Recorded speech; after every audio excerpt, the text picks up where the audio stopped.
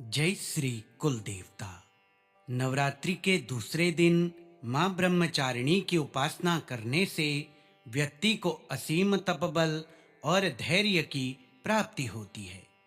इस ब्रह्मचारिणी स्तोत्र के 11 पाठ जीवन के संकटों से रक्षा करते हैं, घर परिवार को सुख शांति प्रदान करते हैं।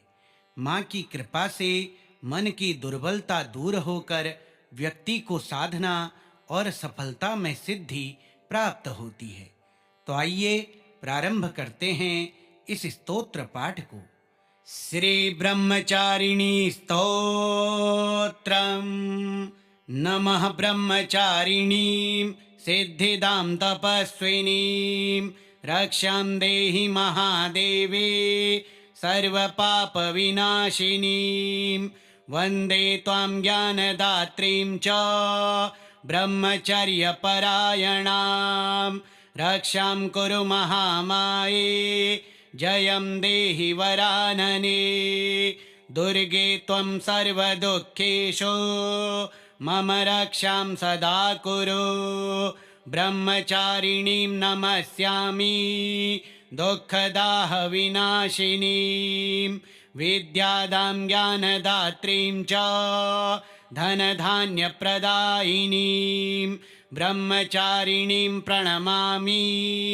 सर्वदुःखविनाशिनीं यज्ञादौ सर्वकर्मेषु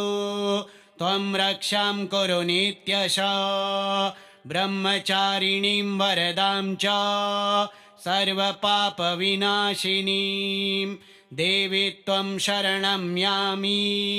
भक्तानां भयहारिणी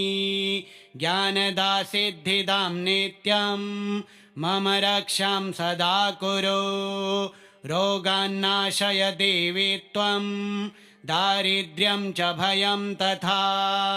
ब्रह्मचारिणीं दयासिन्धुं नित्यं त्वां प्रणमाम्यहं पुत्रपौत्रप्रदात्रीं च सौभाग्यं सुखं तथा ब्रह्मचारिणीं नमस्यामि मम रक्षां सदा कुरु इदं स्तोत्रं पठेद् विद्वान् ब्रह्मचारिणी प्रसादतः सर्वान् कामान् वाप्नोति स च रक्षां लभेन्नरः। नमः ब्रह्मचारिणीं सिद्धिदां तपस्विनीं रक्षां देहि महादेवी सर्वपापविनाशिनीं वन्दे त्वां ज्ञानदात्रीं च ब्रह्मचर्यपरायणां रक्षां कुरु महामाये जयं देहि वरानने दुर्गे त्वं सर्वदुःखेषु मम रक्षां सदा कुरु ब्रह्मचारिणीं नमस्यामि दुःखदाह विनाशिनीं विद्यादां ज्ञानदात्रीं च धनधान्यप्रदायिनीं ब्रह्मचारिणीं प्रणमामि सर्वदुःखविनाशिनीं यज्ञादौ सर्वकर्मेषु त्वं रक्षां कुरु नित्यशः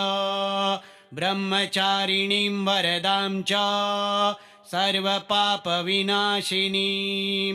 देवी त्वं शरणं यामि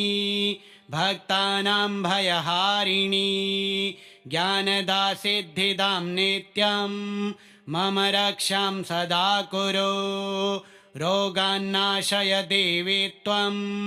दारिद्र्यं च भयं तथा ब्रह्मचारिणीं दयासिन्धुं नित्यं त्वां प्रणमाम्यहं पुत्रपौत्रप्रदात्रीं च सौभाग्यं सुखं तथा ब्रह्मचारिणीं नमस्यामि मम रक्षां सदा कुरु इदं स्तोत्रं पठेद् विद्वान् ब्रह्मचारिणी प्रसादतः सर्वान् कामान् वाप्नोति स च रक्षां लभेन्नरः। नमः ब्रह्मचारिणीं सिद्धिदां तपस्विनीं रक्षां देहि महादेवे सर्वपापविनाशिनीं वन्दे त्वां ज्ञानदात्रीं च ब्रह्मचर्यपरायणां रक्षां कुरु महामाये जयं देहि वरानने दुर्गे त्वं सर्वदुःखेषु मम रक्षां सदा कुरु ब्रह्मचारिणीं नमस्यामि दुःखदाहविनाशिनीं विद्यादां ज्ञानदात्रीं च धनधान्यप्रदायिनीं ब्रह्मचारिणीं प्रणमामि सर्वदुःखविनाशिनीं यज्ञादौ सर्वकर्मेषु त्वं रक्षां कुरु नित्यशः ब्रह्मचारिणीं वरदां च सर्वपापविनाशिनीं देवी त्वं शरणं यामि भक्तानां भयहारिणी ज्ञानदासिद्धिदां नित्यं मम रक्षां सदा कुरु रोगान्नाशय देवी त्वं दारिद्र्यं च भयं तथा ब्रह्मचारिणीं दयासिन्धुं नित्यं त्वां प्रणमाम्यहं पुत्रपौत्रप्रदात्रीं च सौभाग्यं सुखं तथा ब्रह्मचारिणीं नमस्यामि मम रक्षां सदा कुरु इदं स्तोत्रं पठेद् विद्वान् ब्रह्मचारिणी प्रसादतः सर्वान् कामान् वाप्नोति स च रक्षां लभेन्नरः नमः ब्रह्मचारिणीं सिद्धिदां तपस्विनीं रक्षां देहि महादेवी सर्वपापविनाशिनीं वन्दे त्वां ज्ञानदात्रीं च ब्रह्मचर्यपरायणां रक्षां कुरु महामाये जयं देहि वरानने दुर्गे त्वं सर्वदुःखेषु मम रक्षां सदा कुरु ब्रह्मचारिणीं नमस्यामि दुःखदाहविनाशिनीं विद्यादां ज्ञानदात्रीं च धनधान्यप्रदायिनीं ब्रह्मचारिणीं प्रणमामि सर्वदुःखविनाशिनीं यज्ञादौ सर्वकर्मेषु त्वं रक्षां कुरु नित्यशः ब्रह्मचारिणीं वरदां च सर्वपापविनाशिनीं देवी त्वं शरणं यामि भक्तानां भयहारिणी ज्ञानदासिद्धिदां नित्यं मम रक्षां सदा कुरु रोगान्नाशय देवी त्वं दारिद्र्यं च भयं तथा ब्रह्मचारिणीं दयासिन्धुं नित्यं त्वां प्रणमाम्यहं पुत्रपौत्रप्रदात्रीं च सौभाग्यं सुखं तथा ब्रह्मचारिणीं नमस्यामि मम रक्षां सदा कुरु इदं स्तोत्रं पठेद् विद्वान् ब्रह्मचारिणी प्रसादतः सर्वान् कामान् वाप्नोति स च रक्षां लभेन्नरः नमः ब्रह्मचारिणीं सिद्धिदां तपस्विनीं रक्षां देहि महादेवी सर्वपापविनाशिनीं वन्दे त्वां ज्ञानदात्रीं च ब्रह्मचर्यपरायणां रक्षां कुरु महामाये जयं देहि वरानने दुर्गे त्वं सर्वदुःखेषु मम रक्षां सदा कुरु ब्रह्मचारिणीं नमस्यामि दुःखदाहविनाशिनीं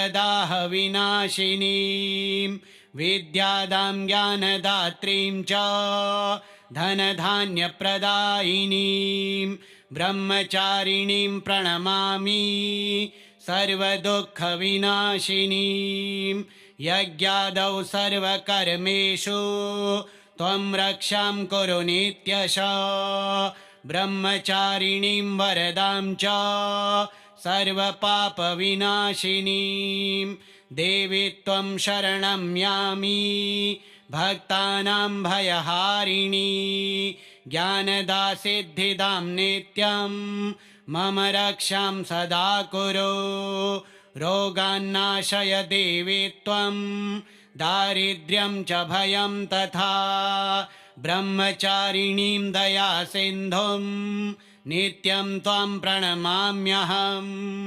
पुत्रपौत्रप्रदात्रीं च सौभाग्यं सुखं तथा ब्रह्मचारिणीं नमस्यामि मम रक्षां सदा कुरु इदं स्तोत्रं पठेद् विद्वान् ब्रह्मचारिणी प्रसादतः सर्वान् कामान् वाप्नोति स च रक्षां लभेन्नरः नमः ब्रह्मचारिणीं सिद्धिदां तपस्विनीं रक्षां देहि महादेवी सर्वपापविनाशिनीं वन्दे त्वां ज्ञानदात्रीं च ब्रह्मचर्यपरायणां रक्षां कुरु महामाये जयं देहि वरानने दुर्गे त्वं सर्वदुःखेषु मम रक्षां सदा कुरु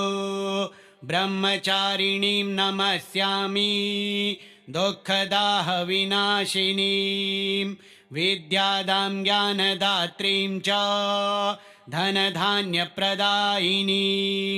ब्रह्मचारिणीं प्रणमामि सर्वदुःखविनाशिनीं यज्ञादौ सर्वकर्मेषु त्वं रक्षां कुरु नित्यशः ब्रह्मचारिणीं वरदां च सर्वपापविनाशिनीं देवी त्वं शरणं यामि भक्तानां भयहारिणी ज्ञानदासिद्धिदां नित्यं मम रक्षां सदा कुरु रोगान्नाशय देवी त्वं दारिद्र्यं च भयं तथा ब्रह्मचारिणीं दयासिन्धुं नित्यं त्वां प्रणमाम्यहं पुत्रपौत्रप्रदात्रीं च सौभाग्यं सुखं तथा ब्रह्मचारिणीं नमस्यामि मम रक्षां सदा कुरु इदं स्तोत्रं पठेद् विद्वान् ब्रह्मचारिणी प्रसादतः सर्वान् कामान् वाप्नोति स च रक्षां लभेन्नरः नमः ब्रह्मचारिणीं सिद्धिदां तपस्विनीं रक्षां देहि महादेवी सर्वपापविनाशिनीं वन्दे त्वां ज्ञानदात्रीं च ब्रह्मचर्यपरायणां रक्षां कुरु महामाये जयं देहि वरानने दुर्गे त्वं सर्वदुःखेषु मम रक्षां सदा कुरु ब्रह्मचारिणीं नमस्यामि दुःखदाहविनाशिनीं विद्यादां ज्ञानदात्रीं च धनधान्यप्रदायिनीं ब्रह्मचारिणीं प्रणमामि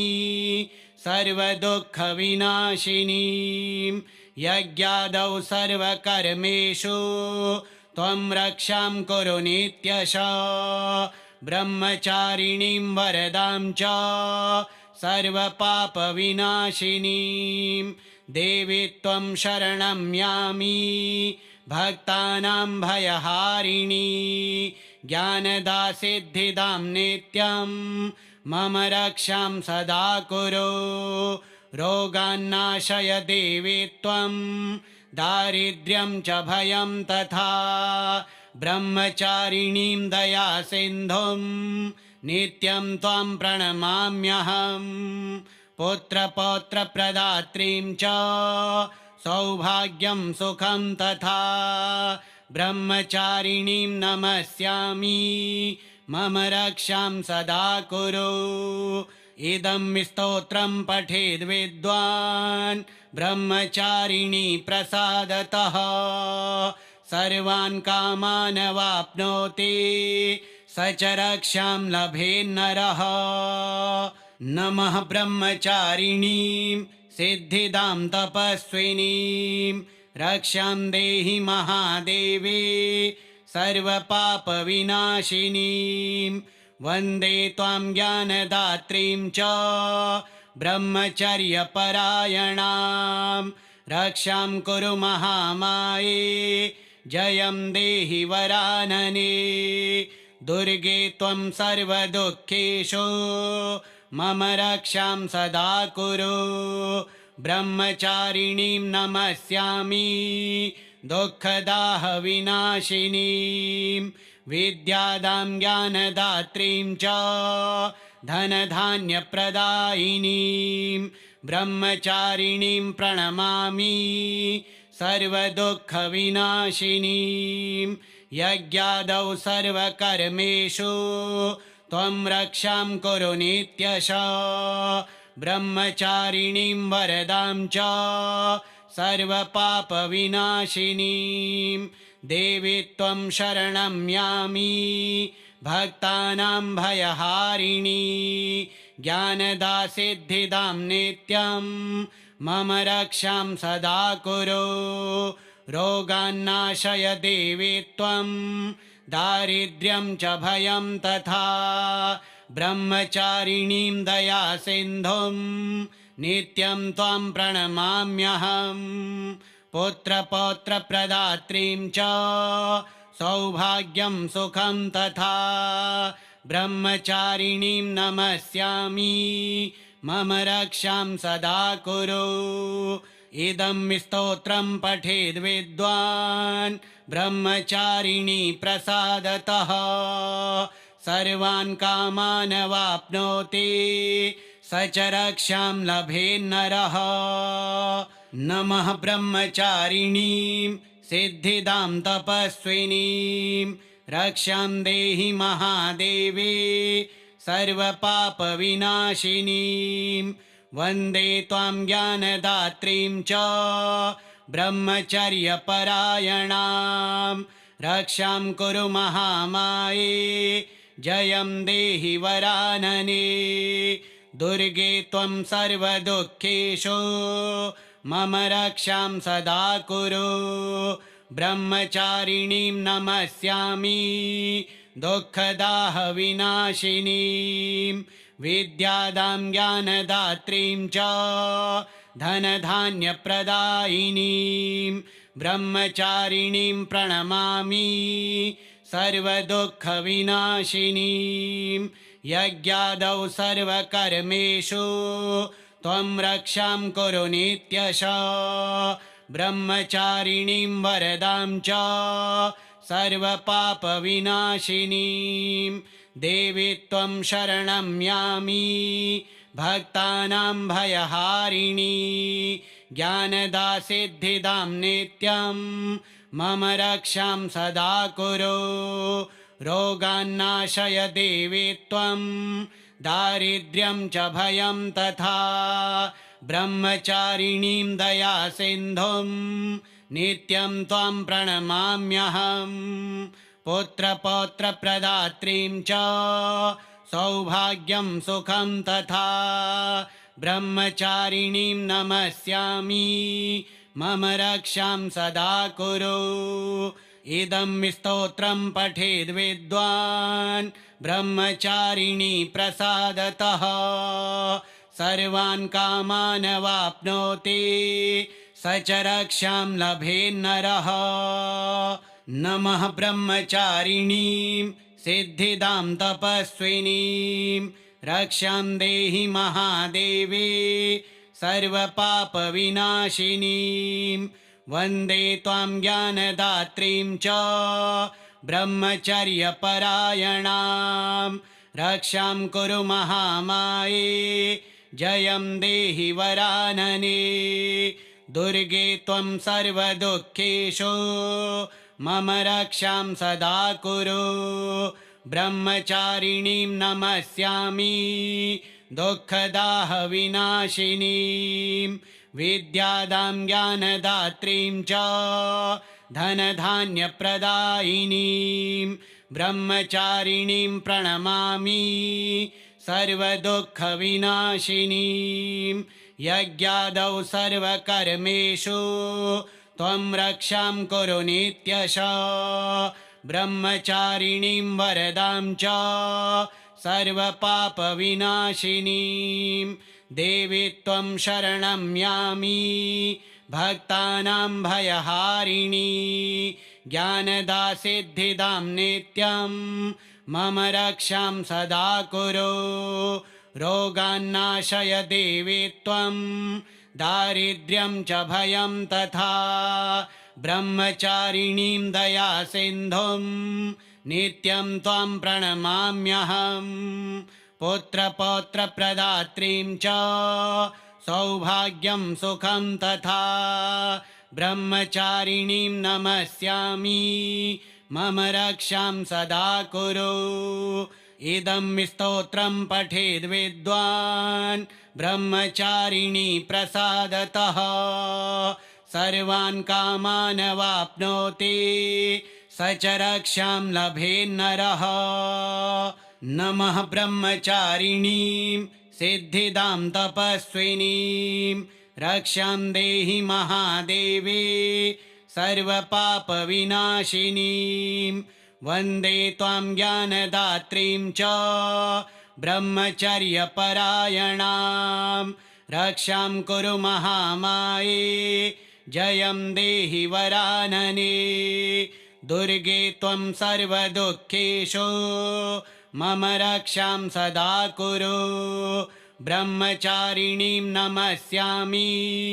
दुःखदाह विनाशिनीं विद्यादां ज्ञानदात्रीं च धनधान्यप्रदायिनीं ब्रह्मचारिणीं प्रणमामि सर्वदुःखविनाशिनीं यज्ञादौ सर्वकर्मेषु त्वं रक्षां कुरु नित्यशः ब्रह्मचारिणीं वरदां च